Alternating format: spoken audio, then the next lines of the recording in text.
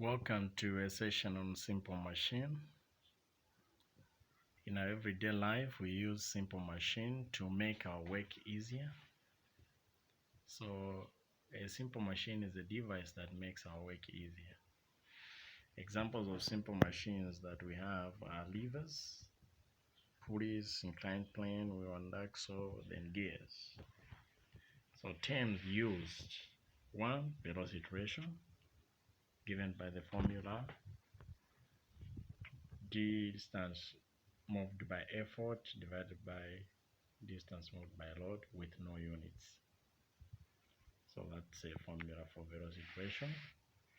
Mechanical advantage is the ratio of load to effort, meaning that you divide the load by effort without units as well. Then efficiency, mechanical advantage divided by velocity ratio times 100%. So it is expressed in percentage.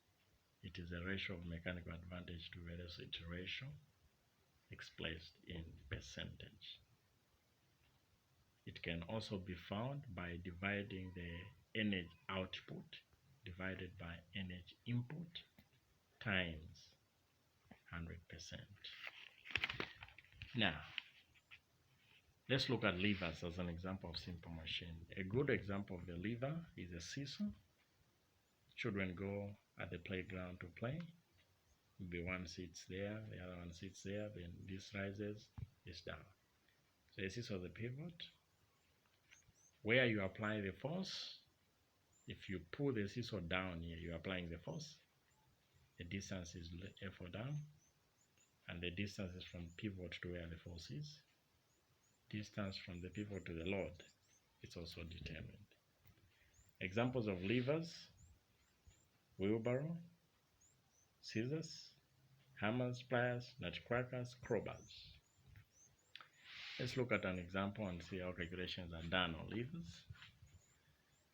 An effort of 60 Newton was used to lift a load on a lever, and the load is 120 Newton there.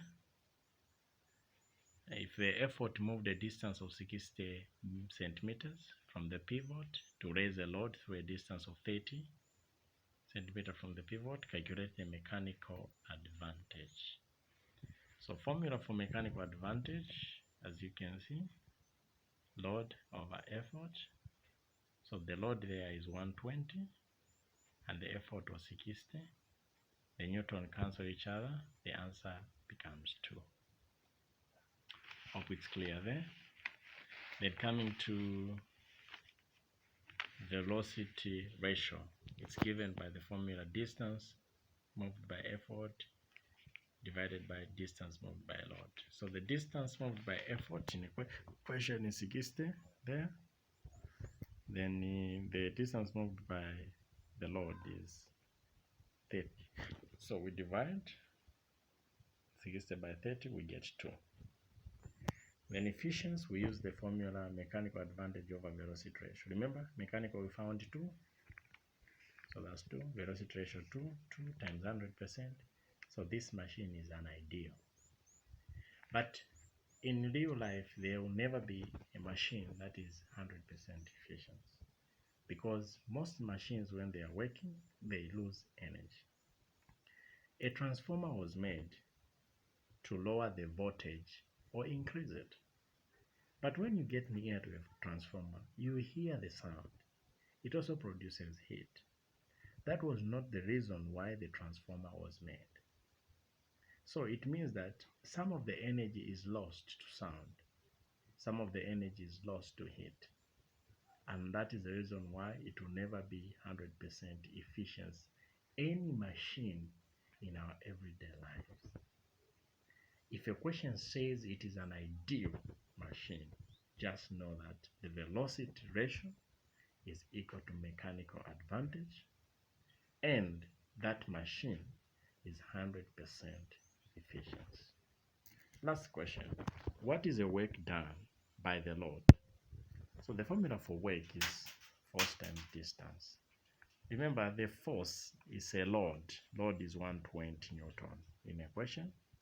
Then distance means the distance moved by the load, which is 30. You convert this to meters. So you multiply 120 by this, you get 36 joules. So that is the energy. And this energy, it is also known as the energy output. The work done by the load is the energy output. Work done by the effort is the energy input.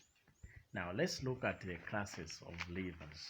There are 3 classes of levers. The first class of levers has a pivot between the load and the effort. And a good example of such a lever is a seesaw. It has a pivot between. Then the second lever, second class lever, example is a wheelbarrow. Why are we saying it has a load between the pivot and the effort?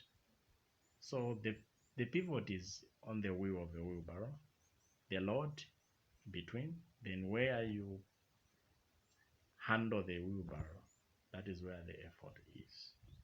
The third class has the effort between the load and the pivot. So this is what levers are all about. Thank you for watching.